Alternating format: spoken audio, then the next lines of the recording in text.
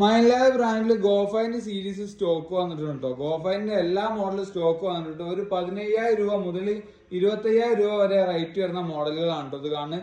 ഗോഫൈൻ്റെ 11 അതുപോലെ തന്നെ 22, 44, 66 വന്നിട്ട് എല്ലാ വേരിയന്റും നിലവിൽ നമ്മുടെ സ്റ്റോക്ക് ഉണ്ട്. ഒരു 14,500, 15, 20, 25 ആ റേഞ്ചിലുള്ള മോഡലുകളാണ്.